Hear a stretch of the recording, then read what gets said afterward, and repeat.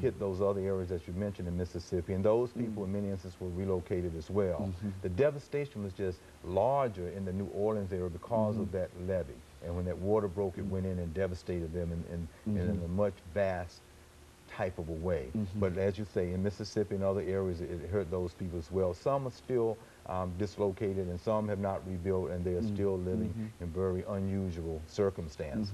Well, you know, it seems that I recall that the president made some great promises in reference to trying to help rebuild, but now you've got a large number of individuals down there without jobs, without anything, and they can, in a real sense, if given the equipment and things that are necessary, they could help themselves. Would you suggest that? Would you believe that? Yeah, I think they could, but I think also with the effort to try to rebuild, we have also seen a year later that there have been a lot of underhanded things that has been done. People that are a part of the whole system. Halliburton, of course, was sent back down in there. You have certain construction companies that were given opportunities to go rebuild, and they subcontracted for other people to come in and put on a particular roof for a couple thousand when they would have gotten 12,000 or more for it. So a lot of underhanded type of things have occurred even within the rebuilding. But even with that process, it's been a small percentage that have been able to benefit for it. So we really need a lot more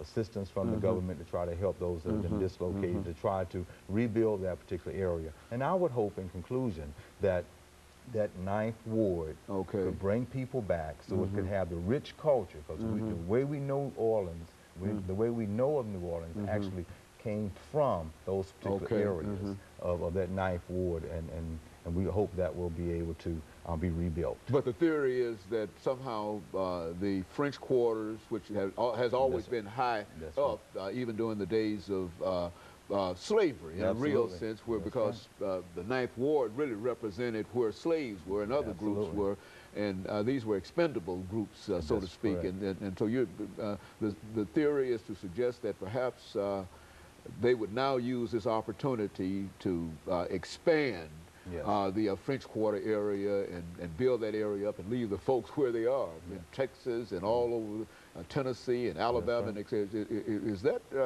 what might be suggested in reference to some of the things?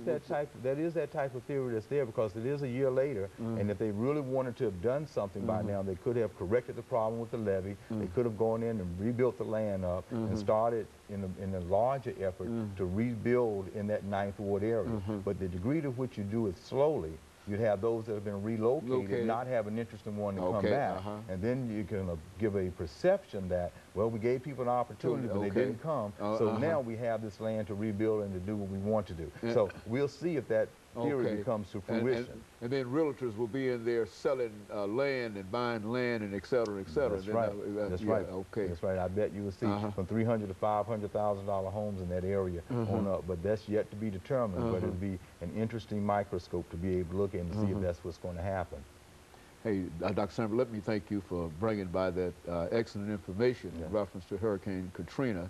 And hopefully some of the things that we've talked about and some of the shortcomings that we've identified in reference to what has been done, some of these things can be corrected, because I think that when it happened and immediately after it happened, there was quite a bit of compassion all over from the federal government and et cetera. But it seems that the further we get away from it, the less compassion that there is, and very soon there will be no compassion at all.